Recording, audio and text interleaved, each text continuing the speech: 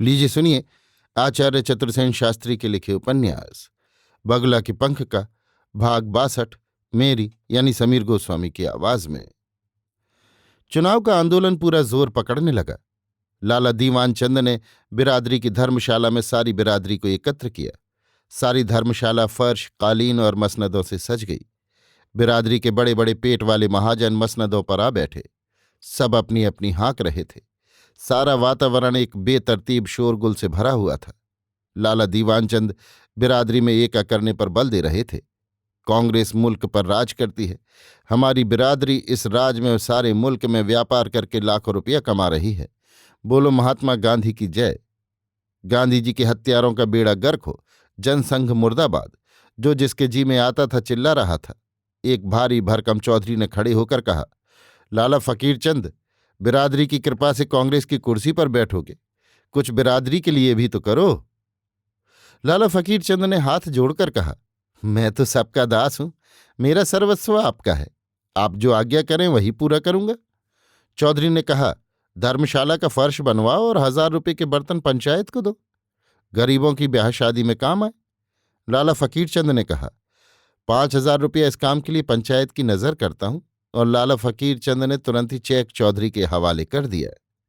तालियों की गड़गड़ाहट से लाला फकीर चंद का अभिनंदन हुआ और इसी के बाद नारे बुलंद होने लगे।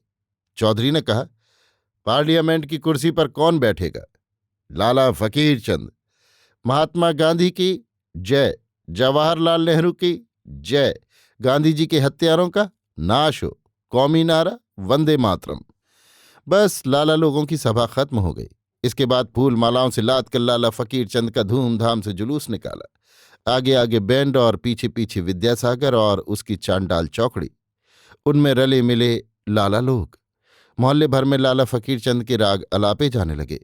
किसी को इस बात का ध्यान न रहा कि अभी उस दिन यही लाला फकीर चंद कांग्रेसियों को गाली दे रहे थे और जनसंघ के उम्मीदवार थे। जोगीराम की बड़ी भद्द हुई। जनसंघियों की भी सभा धर्मशाला में अगले दिन हुई, परंतु प्रथम तो लाला दीवान चंद के प्रताप से सभा में बहुत कम लोग आए। लड़के बच्चों का शोर शराबा होता रहा और जब सभा चुप हुई तो विद्यासागर के गुर्गों ने वो हो हुल्लड़ मचाया कि सभा में मारपीट की नौबत आ गई और पुलिस को सभा भंग करनी पड़ी। दूसरे दिन लाला लोगों के दस्तखती पोस्टर चिपका दिए गए। गांधी जी के हत्यारों का मुंह काला। सभा में गाली गुफ्ता और मारपीट। पुलिस को आना पड़ा। अभी आप सुन रहे थे आचार्य चतुर्सेन शास्त्री के लिखे उपन्यास बगुला के पंख का भाग 62 मेरी यानी समीर गोस्वामी की आवाज में।